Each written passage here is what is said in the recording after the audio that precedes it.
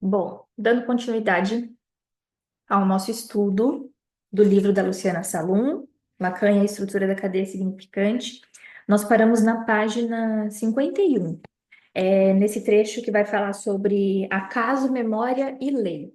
Então, a gente começa aqui a leitura, qualquer coisa me interrompam. E antes da gente entrar na parte do repartitório, aí eu já deixei até aberto aqui o PowerPoint que a Cíntia compartilhou com a gente, para a gente já começar a mexer um pouquinho nele ali, a brincar um pouquinho com ele. Então, na página 51, acaso, memória e lei. Ao jogar cara ou coroa, caso se considere sempre uma única jogada, pode-se confirmar nela um número infinito de sucessos ou fracassos. Pensar o fortuito apenas como um registro isolado é dar percurso ao caminho aqui proposto à construção, pois, ao reconhecer o jogo, o que tem a aparência do acaso insere-se em uma lógica que exige uma série de jogadas para sua apreensão. Então, no primeiro momento, que a gente pode atribuir ali como um acaso, o acaso vai fazer com que dê ou cara ou coroa, é, ele vai trazer que tem uma lógica naquilo que se apresenta. Quando supomos o aleatório, oi, Ju, peraí que você tá mudo. Oi, oi, agora deu. Qual página que é? A gente está na página 51, nessa parte que fala acaso, memória e lei. Bom, quando supomos o aleatório, somos lançados à ideia de destino. O que Lacan mostra com sua rede é distinto. Ele defende que há leis no sistema simbólico que definem a estrutura na qual se produz o mito individual do neurótico. Então, aqui ela está retomando algumas coisas do que a gente já foi vendo. Então, dentro do mito individual do neurótico de cada um, existem uma série de leis simbólicas que permitem, com que a gente identifique uma série de repetições ou algo que não seria dessa ordem do acaso, mas de uma repetição da cadeia. O trabalho de uma análise não caminha, portanto, para produzir o novo, mas para livrar o sujeito das determinações significantes de sua história. Eu até compartilhei, acho que foi na semana passada, esse trechinho, ele é muito interessante. Aqui não quer dizer que a gente não vá produzir sentidos novos em uma análise, mas aqui, quando ela destaca esse o novo, é naquele sentido do que a gente conversou sobre o ponto de basta. Não vai ser um sentido único ali, um sentido final que a gente vai buscar nessa análise. Uma análise vai ser feita por alguns muitos sentidos novos, mas que o mais importante é esse ponto, livrar o sujeito das determinações significantes de sua história. Senão, a gente chega lá, né, chega numa análise com uma série de delimitações e definições de quem somos e do que vamos fazer, de como vamos viver a vida, e isso está muito amarrado às estruturas de alguns significantes que nós vamos carregando a partir do que vem do grande outro. Então, livrar a gente dessas amarras é que tem um efeito absolutamente apaziguador de sofrimento. Então, quando a gente pensa ali que nós temos só esse único, por exemplo, destino, é algo que traz muita angústia. Então, mais importante do que ficar produzindo o novo, no sentido de algo que vem resolver a nossa vida, né? Seria mais poder livrando a gente dessas amarras. E às vezes eu chamo elas de amarras de sofrimento. Então, algumas amarras significantes geram para a gente muito sofrimento. E aí achei interessante essa ideia do novo. Não quer dizer que não criemos sentidos novos, até porque a metáfora propõe a criação de sentido novo. E continuando. Privilegiando a correlação lógica covariante da estrutura, ao mudar um termo, muda-se o sentido dos demais. Trata-se, na direção da cura, mais do que a produção de novos sentidos, do esvaziamento e da revisão dos sentidos acumulados no mito, a dar consistência à neurose de cada um, através das combinatórias autorizadas pela lei da estrutura. Então, aqui tem uma ideia da articulação significante, né? Então, se muda um termo, muda o sentido dos demais, e essa ideia, né, que a direção, se vocês pegarem o texto, né, a direção do tratamento, na tradução, tratamento ali pode ser compreendido como cura. Então, uma das formas de ler a direção do tratamento é a direção da cura. E aí a gente se pergunta, mas como que a gente pode falar em cura dentro de algo que, por exemplo, não é patológico? cura não é no sentido estrutural da coisa. Ninguém se cura. Eu gosto de pensar isso, né? A gente não se cura de quem a gente é, mas a gente se cura de algumas neuroses que fazem a gente sofrer um bocado. Então, nesse sentido da direção do tratamento, nós, enquanto analistas, não vamos fazer com que alguém deixe de ser neurótico, por exemplo, mas que algumas neuroses ou aquela neurose que está se apresentando ali na análise, ela possa ter uma outra formulação que não traga tanto sofrimento, que não tenham tantas amarras ali com relação a alguns significantes que engendram toda uma sequência de sofrimentos. Então, poder pensar, né, que sim, a cura para as neuroses, mas pensar que não é no sentido da estrutura neurótica, é naquela neurose particular ali com que a gente está sofrendo.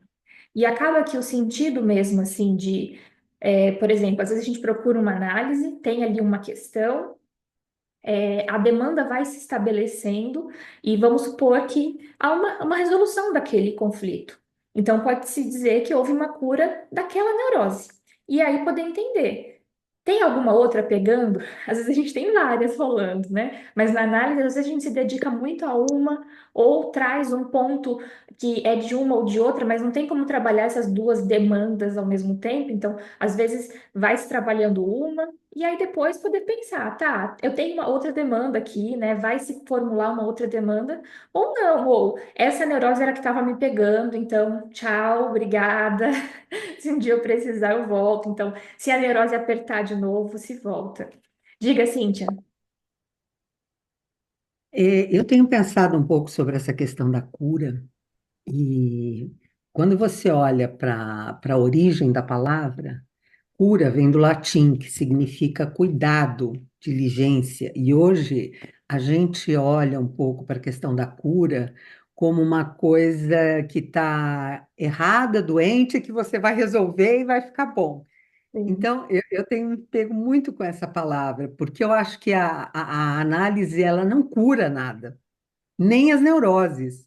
O que ela faz é trazer, a meu ver, uma atenção, uma observação que permite que você sofra menos. Mas eu acho que essa palavra cura, para mim, toda vez ela pega um pouco por causa disso. E até pensando no sentido moderno mesmo, enquanto medicina, né? Você falou bem, cura como, né, a ausência de doença. E a gente pensa, tá, mas se não é uma doença, o que que tem em si para ser curado? E eu achei interessante isso que você trouxe, da origem da palavra, como essa questão do cuidado. Até porque, né, enfim, essa discussão de cura é também, assim, super interessante. Dá para a gente passar vários pontos falando sobre isso, mas. Acho que um ponto também para a gente pensar, né? Quando se refere ali à cura, aí eu vou lançar outra pergunta, né? Que amarra bem com o que a Cíntia está discutindo. Como que eu sei que houve cura, então? Às vezes só houve um apaziguamento daquela neurose, né? Então, é delicado esse ponto da gente falar. Quem que define, então, que houve cura? O analista vai falar, ó, tá curado. Essa neurose aqui está curada. Então, é muito mais complexo também, né? É claro que nas leituras a gente acaba tendo uma tendência a ver isso do cura como cura de uma neurose, mas eu gosto de estudar igual a Cintia faz, assim, de trazendo questões. Formulando questões sobre o texto, sobre tudo mais. Então, cura, o que a gente está chamando de cura? Pode ser uma noção de cuidado, né? Pode ser que, por exemplo, não seja no sentido de cura como aquilo não vai mais me apertar, mas um afrouxamento do toro nessa relação do sujeito com o outro, por exemplo. E aí, não necessariamente eu estou curada, mas eu lido melhor com aquilo que me faz sofrer. Diga, Ju. Eu estava pensando aqui, pensei nessa questão que a Cíntia trouxe da cura, lembrei do texto do Canguilhem, eu não sei se é, é um texto recorrente, acho que para quem estudou psicologia, e talvez para quem estudou medicina também, que ele fala do normal e do patológico. A gente estudava esse texto na graduação de psicologia, na minha graduação, ele entrou na parte de psicologia aplicada às deficiências, né? Para a gente pensar o que, que era normal, o que, que era patológico, só que também veio para deixar cair alguns sentidos nessa cura. É, porque aqui a Luciana não fala, por exemplo, né, talvez de pessoas com deficiência. Eu fiquei até pensando, ela trata bastante da neurose. Não tem, por exemplo, quando eu peguei esse livro e pensei, né, a cadeia significante. Bom, pode ser uma cadeia significante da neurose, da psicose, do autismo, enfim. Mas é legal a gente pensar o normal e o patológico por essa via de pensar a cura não como uma resolução total para todas as estruturas, né? Porque se pega, por exemplo, uma visão mais freudiana, em Lacan a gente tem solução elegante para psicose. Em Freud a gente tem, às vezes, até uma certa noção de que o delírio vem como uma tentativa de organizar aquele sintoma, né? Aquela coisa que aparece ali. Se a gente chamar tudo isso de doença, a gente não consegue olhar para o que o sujeito está querendo dizer, né?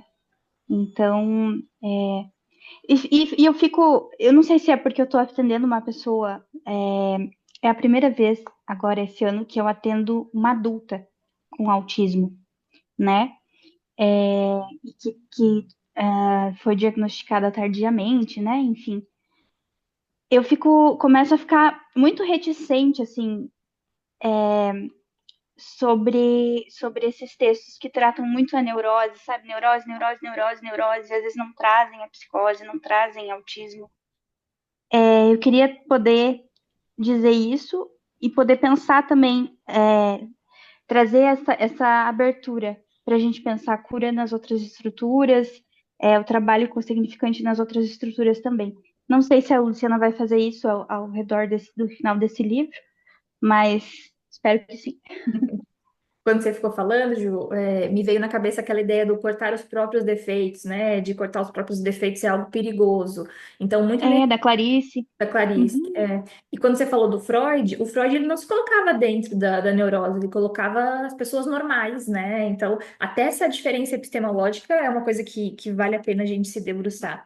E nesse sentido das estruturas, eu acho que um ponto é a gente conseguir localizar. Então, tá, talvez um texto vá se propor a falar essa abordagem no sentido das neuroses, algum outro vai falar sobre as psicoses. Então, poder localizar isso e entender que aqui tem uma limitação teórica até de tempo mesmo. Então, por exemplo, naquele tempo, em 1950, não se falava em autismo. Então, acaba sendo uma categorização nova e que é poder entender. A gente tem recurso dentro do que está, dentro das estruturas, para poder teorizar sobre isso? Parece que não. A gente tenta fazer algumas explicações com o que tem, mas fica um campo em aberto mesmo para investigação, para discussão. Diga, Vanessa. Boa tarde, meninas. Ô, Lorena, falando isso que a colega ali falou da cura, a Cíntia, né? Que ela falou sobre a cura, esse ato de cuidar e tal, e trazendo isso que a Júlia falou em relação a não olhar para a cura no sentido de doença, eu acho bem legal que até peguei a definição de cura na parte de alimentação. Curar um alimento, eu acho que dá para trazer isso muito para o que você está falando. Que essa cura na parte do alimento significa que criando um ambiente desfavorável para o crescimento de bactérias e simultaneamente intensificando o sabor. E a gente pode falar que esse ambiente desfavorável significaria um setting que não fala só de coisas boas, das alegrias do sujeito, porque não é isso que a gente quer ouvir. As coisas legais que ele faz e etc. A análise em si, ela é um ambiente desfavorável. Por que ela faz? Ela faz o crescimento de bactéria e transformando a palavra bactéria para significante. Então, o crescimento de uma cadeia simbólica, de um significante por um outro significante. Isso seria, na minha cabeça, assim, algo como curar. E, simultaneamente, intensificando o sabor. Que sabor seria esse? O sabor que o sujeito vai ter com a vida dentro da estrutura que ele carrega, seja neurose, psicose ou perversão. Mas ele lidar com a vida dele de uma forma mais saborosa. E isso a análise faz, ela intensifica esse sabor. Lembrando que, dentro de um setting de analítico, é um ambiente desfavorável, vamos dizer assim, porque lá ninguém vai sair felizão o tempo todo, né? A gente sabe disso. Não, uma metáfora muito bonita, assim, poder pensar a cura como curado, né? Aquele queijo curado. Isso é muito interessante porque entra também não só isso com que coloca o processo em movimento, né? Então, o significante, o analista que está ali, mas também tem um critério de tempo. É preciso um tempo para que aquilo seja curado, né? E ainda mais a metáfora que você falou sobre os sabores e os dissabores, né? Tem algo ali desse qual o gosto da vida. Então, é uma metáfora muito bonita para a gente pensar essa noção.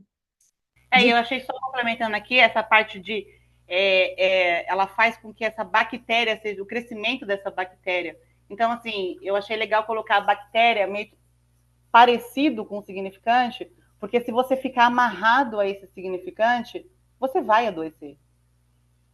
Né? Você fica amarrado àquele único significante, está ali cristalizado, é como se fosse uma bactéria ali. Quer dizer, ela vai trazer uma certa dor para você, um adoecimento. Eu achei bem Fazer a legal. proliferação, né?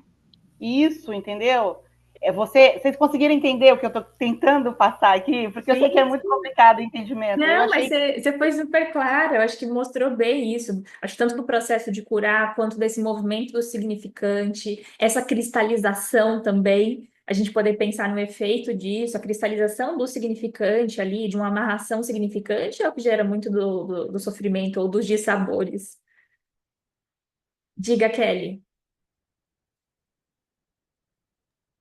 Não, eu acho interessante pensar quando a colega falou da questão da cura, isso me fez pensar da amplitude que as palavras têm dentro da psicanálise, né? É muito amplo, então assim, por isso que Lacan fala não há relação sexual, não tá falando, né, de não ter o ato físico da relação sexual, né? Tá querendo dizer uma outra coisa. Aí tem as palavras tem gozo, gozar, né? Se você fala essa palavra, enfim, para qualquer outra pessoa, ela já vai achar que é relacionado a algo sexual, né? Na psicanálise é muito amplo a questão do gozo, né? Não tem a ver somente com essa questão. Então, assim, eu fico pensando em muito libido, investimento libidinal, enfim. Então, é interessante, né, que quando a gente vai estudando as teorias, a gente vai vendo que não é disso que se trata, ou não é só disso que se trata, né? É muito amplo mesmo. Então, talvez não se apegar tanto à palavra em si, porque a palavra em si, num contexto social, cultural, às vezes ela tem aquele sentido único, né? Mas se a gente trabalha já falando sobre sentido único, né? Se a gente tá falando aqui sobre significante, não tem a ver com significado. Sim. Tem a ver, justamente, trabalhamos com significante, e é disso que a psicanálise, né, essa amplitude de palavras tem a ver com essa questão do significante mesmo, né? Então, gente, a Kelly acabou de trazer a definição de primazia do significante. É disso que se trata. Então, por exemplo, mesmo o significante em Lacan, ou para psicanálise, né, em Lacan principalmente, não é o mesmo significante que a gente vai ver com Saussure, por exemplo. Então, tem uma subversão nesse sentido, e poder entender que a primazia, ele é do significante, não do significado. E poder pensar, né, que a Kelly foi trazendo todo um raciocínio ali, super explicativo, e que se a gente for ver, tem uma conceituação muito importante ali, que é com a qual a gente trabalha enquanto base, né, que é da primazia do significante. Não tem como atribuir um significado, uma significação prévio àquilo que aparece, né, vai precisar estar articulado. Vou continuar mais um pouquinho. No finalzinho da 51. Lacan apresenta com essa rede uma distinção entre memória humana e memória vital. O significante é organizado em acordo com a memória humana. E traz a citação do Lacan. Esta com efeito, na medida em que implica sempre em sua trama alguns elementos de significante, encontra-se fundamentalmente estruturada de uma maneira diferente da memória vital, do qual toda concepção repousa na persistência ou no apagamento de uma impressão. O consultório psicanalítico é prova do fracasso do saber vindo da memória vital, que supostamente inibiria uma repetição a causar sofrimento ou desconforto. A repetição, conta Freud, mesmo buscando caminhos distintos, reconhece a sensação de chegar sempre no mesmo lugar, por mais que seja um intuito em evitá-lo. e a citação do Freud, né?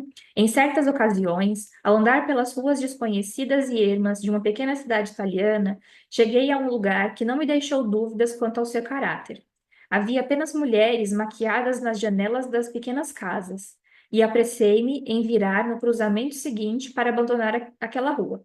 Mas depois de vagar, sem orientação, por algum tempo, encontrei-me novamente ali, onde começava a chamar a atenção, e meu apressado afastamento só teve o resultado de que, por um novo rodeio, caí pela terceira vez no mesmo lugar, no mesmo local. A gente conversou um pouquinho sobre essa ideia de memória, essa ideia de memória vital. Quando ele está falando isso, ele está falando do registro de memória mesmo. Então, quando a gente pensa em cognição, memória, existe uma área do cérebro responsável pela questão da memória. Só que não é com esse tipo de memória especificamente que a gente trabalha. É claro que a gente conta com ela, mas mesmo quando não há essa memória vital, a gente poder entender como que o significante está operando diante disso, que se lembra ou que inclusive não se lembra. Então, algumas pessoas têm quase zero memória da infância ali. Trazem alguma outra coisinha, e aí você pensa, poxa, mas como que eu vou trabalhar com esses elementos, então, que talvez eu precise? A gente não precisa dessa lembrança vital, essa memória vital. Então, então, quando eu era criança, eu tinha, sei lá, 8 anos, e foi quando meus pais se separaram. Tá, mas você lembra como é que foi pra você? Ah, não lembro, não faço nem ideia, só lembro que eles se separaram. Tá, mas hoje, né? O que que você pensa sobre essa separação? Como será que você se sentiu? A gente está trabalhando com aspectos do imaginário, mas para entender e levar isso para o campo do simbólico. Então a pessoa pode falar, não, achei ótimo, comecei a ter 2 casas. Ou ela pode falar, não sei, deve ter sido difícil, né? Porque aí eu tive que fazer tal e tal coisa e tal e tal coisa. Então a gente não precisa necessariamente daquela memória vital, né? Então isso é um ponto importante e ajuda muito a destravar algumas análises em que esse componente de memória às vezes fica totalmente ali prejudicado. Um outro ponto também é pensar isso é um pouco controverso, né? Mas eu vou trazer também minha opinião aqui. É, Quando a gente conduz análise de pessoas mais idosas, é claro que vai haver um comprometimento, às vezes, da memória, né? E a gente não entra nesse mérito biológico da coisa. Eu tô pensando porque eu já atendi paciente com grau de demência. Não era uma demência avançada, era uma demência leve, mas chegava uns pontos ali que a memória não dava conta, né? E poder entender que onde a memória não dá conta, tem um potencial criativo muito grande. Então, mesmo, por exemplo, para as pessoas familiares que têm pacientes ali que têm comprometimento de memória, a gente sabe que não é um caminho poder apontar ali, mas como que você não lembra de fulano? Né? Isso aumenta o grau de angústia, uma culpabilização da pessoa por ela não estar lembrando. Então, na análise também tem um pouco isso. Não é o como é que você não lembra? É, tá, não lembra disso, né? E vamos ver o que que desenvolve a partir disso do lembrar, né? Teve uma vez que eu escutei isso, assim, de uma senhora, foi como médica, mas a senhora falando, minha filha fica brava quando eu não lembro.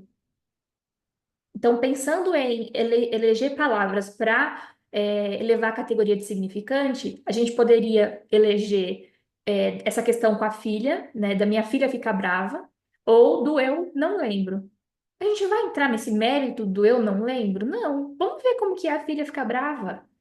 Ela fica brava, e o que que acontece?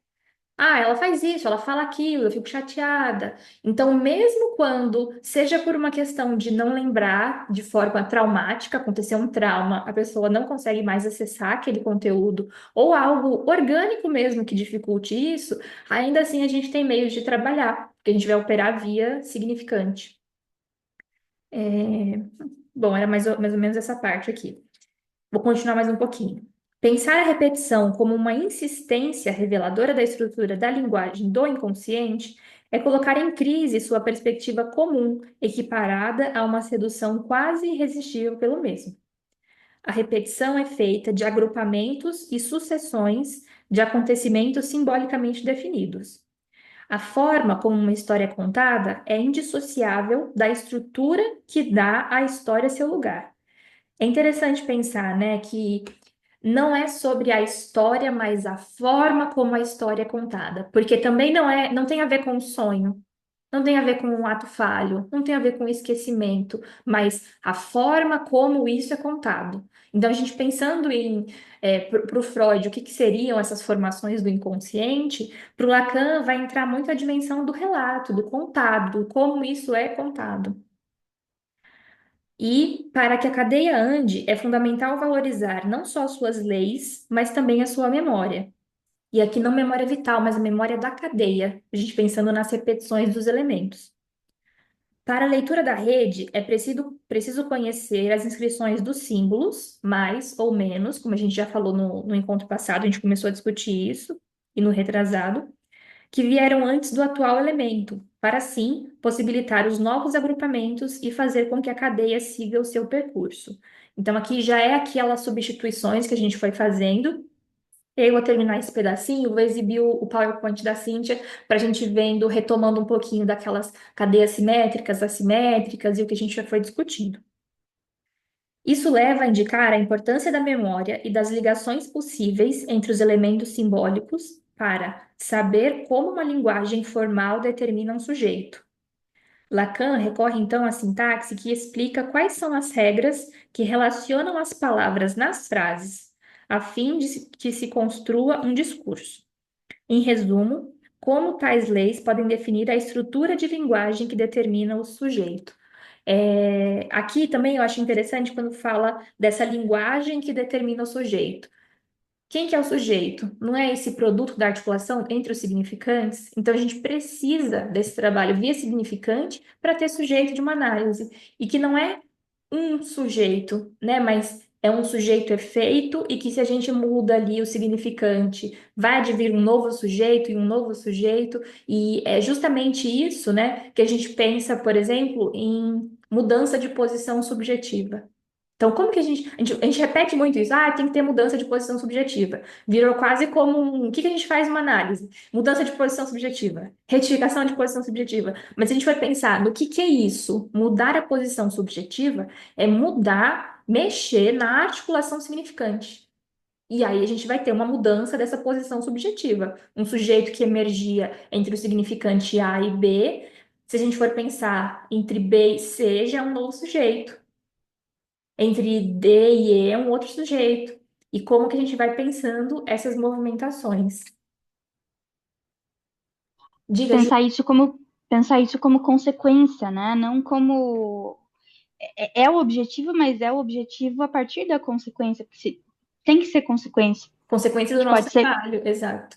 Pode ser que não haja trabalho, e aí, né? Enfim. E aí não muda, né? Então, por exemplo, Não se muda. a gente não está trabalhando via significante, como que a gente vai mexer nisso?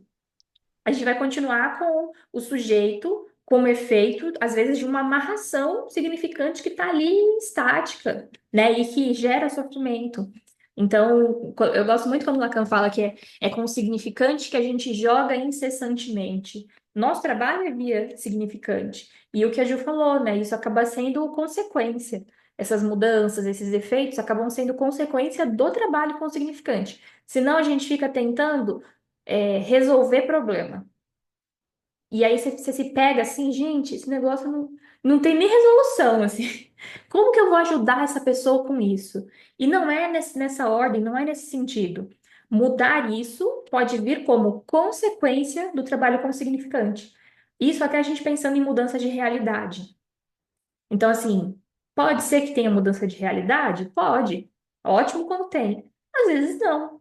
Então, mudança de realidade pode ser consequência do trabalho via significante, mas não é com essa mudança de realidade, realidade dos fatos que a gente opera, mas essa realidade subjetiva. É o que eu sempre falo aqui, aquela noção de, caramba, não mudou nada, mas mudou tudo.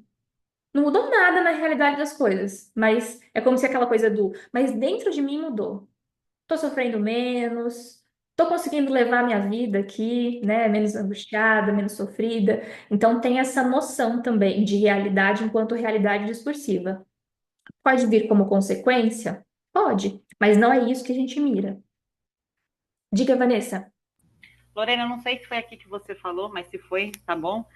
Que o mais importante não é a gente observar a mudança de ato do sujeito, mas é a mudança discursiva dele. Uhum. É exatamente isso que eu tô falando. Não é na diato que a gente vai mirar.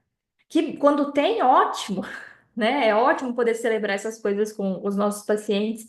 E para exemplificar isso, eu falo muito sobre os relacionamentos, né? Então, alguém chega ali com um dilema com relação a um possível término, uma possível separação. E a pessoa fala sobre como é ruim aquele relacionamento, o quanto ela sofre, o quanto, né, fala um monte de coisa. E na nossa cabeça, né, não como analista, como pessoas, a gente fica assim, gente, o que que essa mulher tá fazendo nesse relacionamento ainda?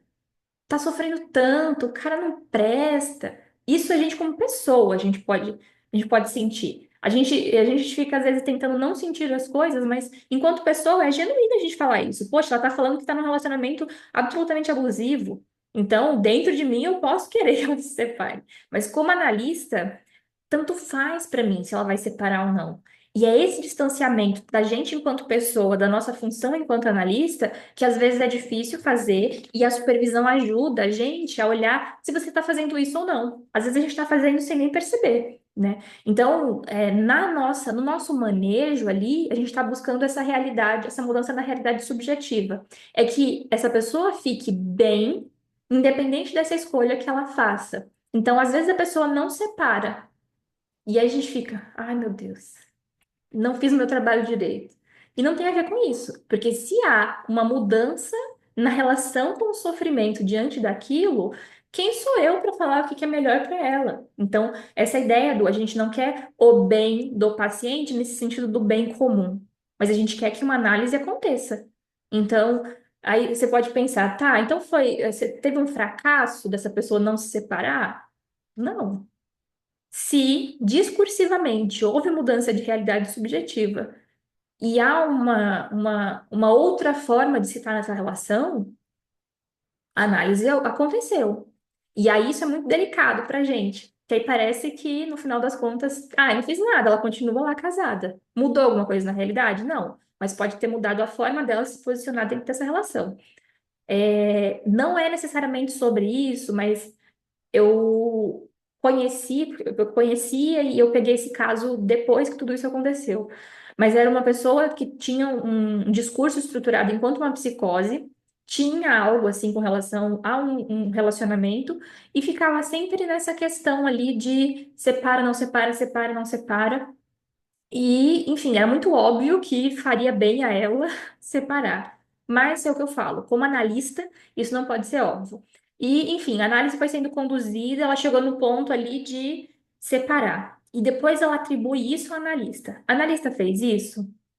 A gente não tem como saber, né? O que a gente sabe é o que ela disse sobre essa análise. Então, seria até antiético da minha parte falar que a analista conduziu para isso. Mas, enfim, foi o jeito que ela chega contando.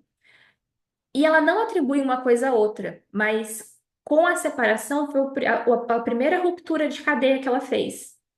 Como se fosse assim, o primeiro surto que abriu foi a partir dessa separação. Então, para a estrutura discursiva dela, fazia parte ela estar inserida naquele casamento. Por pior que fosse, por mais adoecedor que fosse, então, enfim, né? Dá pra gente falar, foi por conta daquilo? Não, a gente não tá lá, não tem os elementos do caso. Mas, depois disso, foi todo um trabalho para tentar ir restituindo a cadeia. E aí começou a entrar na série outras pessoas ali para tentarem ocupar esse lugar, enfim. E foi muito delicado nesse sentido, assim, um caso muito, muito difícil mesmo de condução.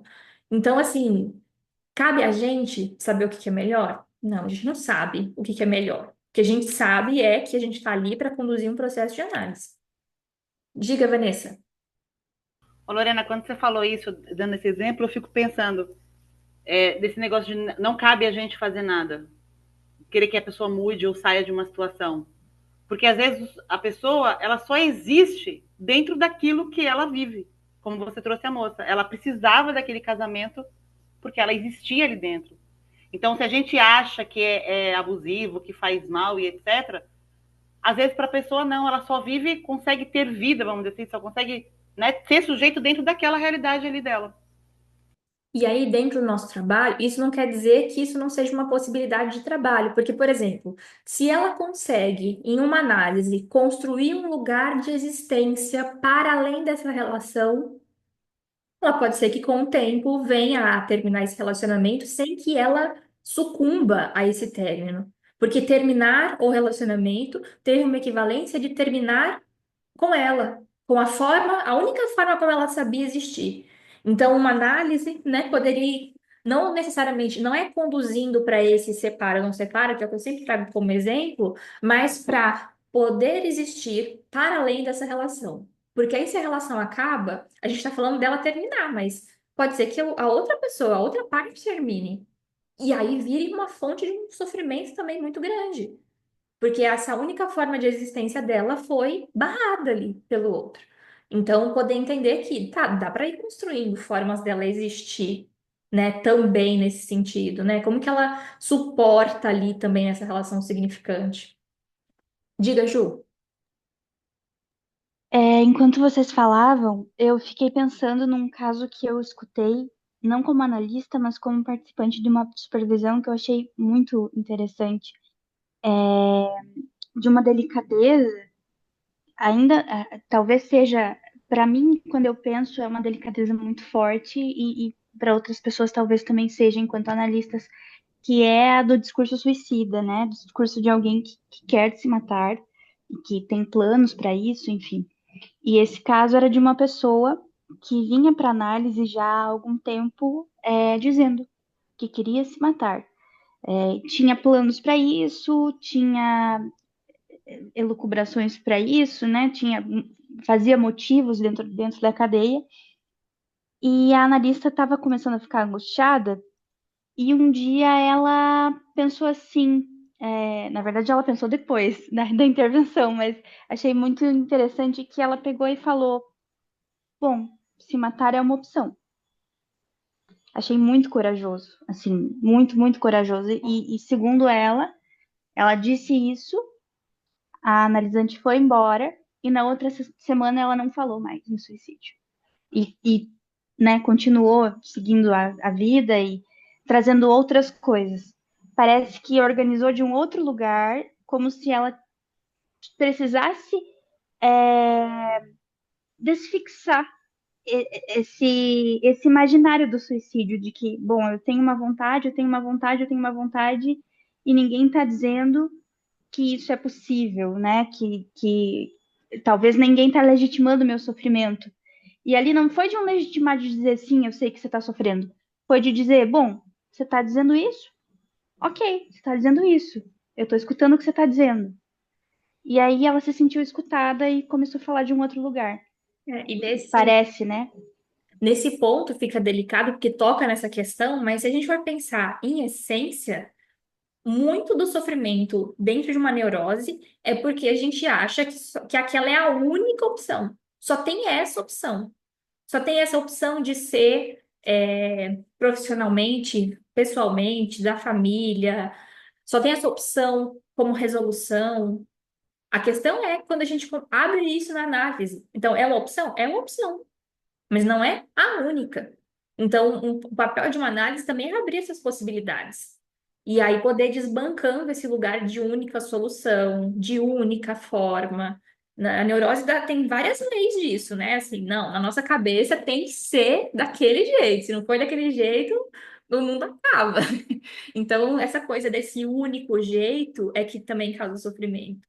Pode ser, mas tem uma infinidade de outras coisas que podem ser também, né? Diga, Cíntia. Eu fiquei pensando naquele exemplo que você trouxe da moça que era casada. Isso também entra naquela questão da cura, né? Porque, teoricamente, Sim. na sociedade moderna, seria uma cura ela conseguir sair daquele casamento. Olha que vitória! E não, né? Exato. E aí pensa nessa noção do acompanhamento.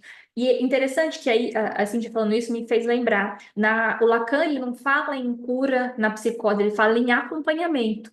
Então, poder pensar na neurose, como que é também, né, esse acompanhamento na neurose? Bom, vou continuar mais um pouquinho aqui. Ainda no texto sobre a carta roubada, Lacan propõe novos agrupamentos a partir das séries precedentes. apresentados pelas letras gregas alfa, beta, gama e delta, nos quais são possíveis considerar a construção das cadeias significantes e, a partir delas, lançar o que corresponderia à estrutura mínima de sentido no texto produzido por uma análise. Um mínimo de termos é necessário ao funcionamento do sistema simbólico. Trata-se de saber se são três, se são quatro. Se são quatro. Certamente não são apenas três. Então, a gente estava falando em termos de sinais, mais e menos. Depois, a gente foi substituindo mais e menos pela estrutura numérica, né? Um, dois e três. E agora, a gente vai poder pensar esse acréscimo que é essas substituições do um, dois e três pelas letras do alfabeto grego, né? Deixa eu colocar aqui o slide para vocês irem acompanhando, a gente começar essa discussão.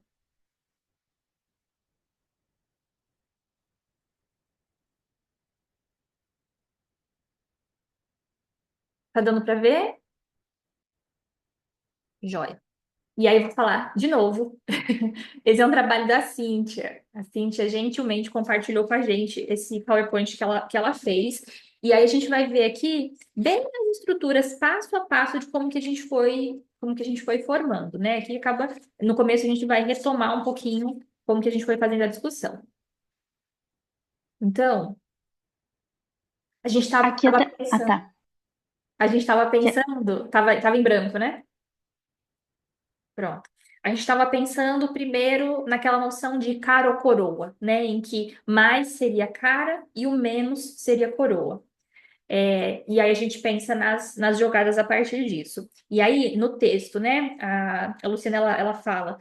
Aqui, gente, eu estou voltando um pouquinho no texto, tá? Então, isso que eu vou falar está na 47. Ela vai falar em grupo um, grupo 2 e grupo 3. E aí ela vai falar que o grupo um é simétrico de constância. Então, é formado por três símbolos iguais, independente de quais símbolos sejam. Então, ele é simétrico, que é essa ideia de idêntico. Então, mais, ou menos, menos, menos. Tem alguma outra possibilidade de que ele seja simétrico e idêntico? Não. Se a gente só tem dois símbolos, então seria cara, cara, cara, ou coroa, coroa, coroa. Isso o grupo um. Eu vou colocar o grupo 2 aqui, mas eu vou falar primeiro do grupo 3. Ah, não, a Cíntia já colocou. Olha a delicadeza disso, né? Outra forma de que seja simétrico é que ele seja alternado. Então, a gente tem aquele simétrico idêntico e o simétrico alternado. Então, as pontas vão ser iguais. Então, a gente teria mais, ou menos, mais e menos. As pontas são simétricas. Então, o primeiro e o terceiro sinal são iguais. E o do meio, ele é alternado. E aí a gente vai para o assimétrico. Então, que seria esse grupo ímpar, tem essa assimetria nos sinais. Então, seria. Aí a gente, ao invés de duas possibilidades, como tem os simétricos, a gente teria quatro possibilidades. Por que quatro? Porque nas duas, né? Em duas a gente vai ter o mais no início, né? Então, a primeira e a terceira possibilidade, e nos outros dois a gente vai ter o menos no início. Então, isso geram quatro possibilidades. Então, pode dar assimetricamente no jogo de cara ou coroa. Pode dar cara, coroa. Pode dar coroa, coroa, cara, coroa, coroa. Ou coroa, cara. Percebem que tem ali uma assimetria nesse ímpar que existe? Então, por exemplo, a gente pode ter mais e mais, a gente pode ter mais e menos, a gente pode ter menos e menos, a gente pode ter menos e mais. Então, tem ali uma outra gama de composições possíveis nesses sinais. E aí, a gente começou, né, depois que ela fez essa separação em mais e menos, pensar nessa noção dos números, né? Então, aqui na 48 ela vai colocar. Para vincular os grupos um, 2 e 3 ao jogo simbólico, vamos lançar a moeda três vezes ao acaso. Caso resulte em três caras, que é mais, vai ser do grupo um. Se joga novamente e sai coroa, temos um continuando a cadeia, produzindo um novo agrupamento, que seria o grupo 2. e para pensar no grupo 3, né? E assim sucessivamente ao continuar o jogo, sempre avançando um a um. Tem-se um novo agrupamento de 3 elementos, que vai corresponder, né, que reúne a nova ocorrência às jogadas anteriores. Caso a próxima seja mais, que é cara, a gente vai ter a formação do grupo 3. Então, vamos pensar nesses 3 primeiros elementos. A gente tem mais, mais e mais. Isso é o quê? Um grupo simétrico e idêntico. Então, a gente tem grupo 1, como ela foi colocando aqui. Vamos pensar agora na continuação. Então, agora a gente tem mais, mais e menos. A gente está dentro de um grupo assimétrico, que é esse daqui. Então, a gente tem grupo 2.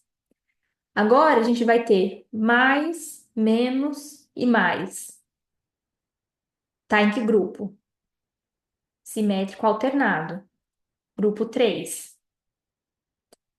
Agora, a gente tem menos, mais e mais. A gente está onde? No grupo 2. Deu para entender a lógica? Vamos pensar nesse daqui. Agora a gente pensa junto para ver se a gente está alinhado aqui no processo.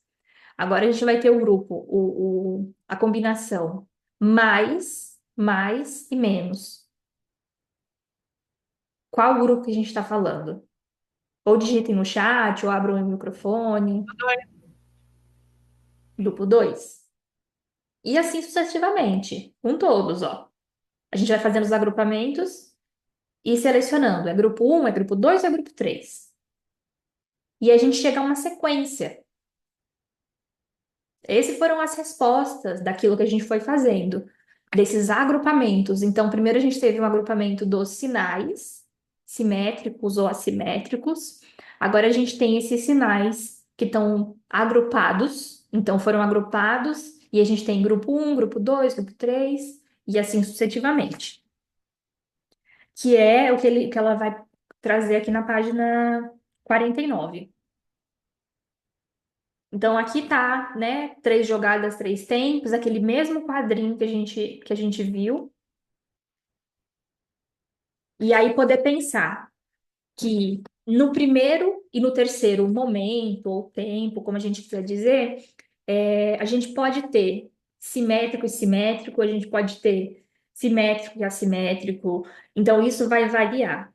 Então, a gente tem aqui simétrico um e um, grupo um e grupo um, e vai ter algo aqui no meio. Então, esse seria um simétrico alternado. Ou não, né? Ou se aqui for um, vai ser um simétrico idêntico. E assim sucessivamente, né? Começando com um e o 3, 3 e o 3, e o 3 e o 1. Sempre que for, então, simétrico no primeiro e simétrico entre o primeiro e o terceiro, a gente vai ter a denominação alfa. E ele vai fazer isso também para os demais. Então, quando a gente tiver simétrico e assimétrico, a gente vai estar falando de beta. Quando a gente tiver assimétrico e assimétrico, a gente vai estar falando de gama. E quando a gente tiver assimétrico no primeiro e simétrico no terceiro, a gente vai estar falando de delta. Então, a partir daí, vão ter várias combinações possíveis. Várias combinações possíveis, mas aqui dentro a gente já começa a ver que tem umas limitações.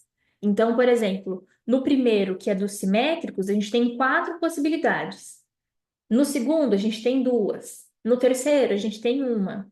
No quarto, a gente tem essas 2. E sempre pensando no primeiro termo e no último termo. E aí, pensando que a gente substituiu, né? Então, tinham cara e coroa, a gente substituiu isso por sinais de mais ou menos, a gente substituiu isso por grupos 1, 2 e 3, e a gente vai substituir esses grupos 1, 2 e 3 pelas letras do alfabeto grego, alfa, beta, gama e delta.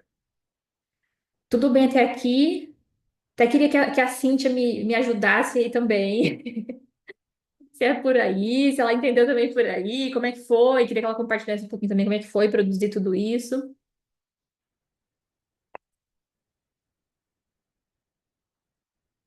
É curioso porque faz tempo que eu não vejo mais isso, então eu estou lembrando também, revendo e lembrando.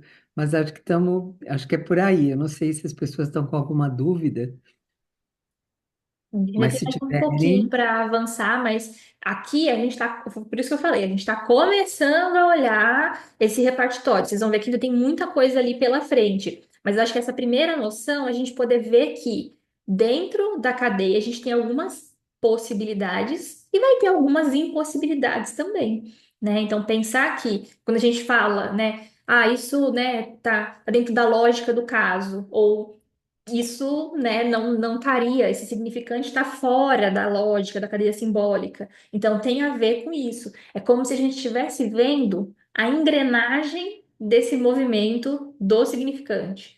Então, vendo esse funcionamento e vendo que obedece a certas leis. Cadê vocês? Quando é para falar de clínica, todo mundo adora. Agora, o repartitório, né? Por isso que eu achei muito interessante, né? Um dos nomes aqui da lição, né, na 46, é um convite à paciência do leitor. Então, assim, é trabalhoso você ficar fazendo essas substituições. Então, por isso que eu falo, o importante é vocês entenderem a lógica. Entendeu a lógica? É isso que a gente vai usar, é isso que a gente vai precisar. eu acho, Lorena, que talvez valesse explicar um pouquinho por que que a gente usa o primeiro e o terceiro tempo e não o segundo. É por conta das variações, né? Sim, Sim. porque o segundo já carrega todas as variações, né? E o primeiro com o terceiro é que a gente pode mudar e aumentar. Talvez com o que vem a seguir fique um É pouco esse mais daqui. claro. Uhum. É, Esse daqui é o que está na página 49. E aí tem a ver com isso que a Cíntia falou. Tá vendo que aqui no número 2 eles são assim, cambiáveis, né? A gente tem a setinha subindo e a setinha descendo. Quando a gente pensa no um e no 3 eles podem ser relativos a eles mesmos, ou então, aqui, ó, do um para o 2, do um para o 1, do um para o 3, então tem essa variação. Agora, no 2 ele vai girar em torno disso. Por isso que a posição do 2 a gente não vai mexer, e na do um e do 3 é que vai fazer essa movimentação. Deixa eu ver se tem aqui a continuação. Que é aquele mesmo quadro que a gente estava ali, em alfa, beta, gama e delta. Então, dá para a gente ir do um para o 1, né? Dá para a gente ir aqui, ó, do um para o 3, o 3 para o 3, que é essa retroalimentação dele aqui, do 3 para o 1. Agora, como que a gente pensa nesse beta? Então, seria do um para o 2 e do 3 para o 2. Não dá para ir, né, cadê? Do um para o 2 e do 3 para o 2. No gama seria do 2 para o 2. Nesse gama aqui não dá para ir do 2 para o 1, por exemplo, nem do 3 para o 2. A única possibilidade seria do 2 ao 2. Por isso que é uma opção só. Todos os outros a gente viu como duas ou quatro. E no delta, como sendo do 2 para o 1 ou do 2, daqui de cima, do 2 para o 3. Essa parte circular ela é para ajudar a gente entender essas posições. Por que que a gente trabalha com o primeiro e com o terceiro, como a Cíntia falou. Mas, assim, trabalhosinho. isso são Pensar posições de para. discurso, né, Lorena? Uhum. Ou Oi, seja, a peraí. pessoa ela não consegue passar do que ela fala do um, por exemplo, para o 3, sem passar pelo Tem que 2. passar pelo 2, isso. E aí isso mostra, por exemplo, uma impossibilidade da cadeia, se a gente for pensar a nível discursivo. Então, a gente entender que algumas articulações vão passar por outras, mas necessariamente não tem como pular de um para o outro, senão não faz sentido, a gente não consegue articular.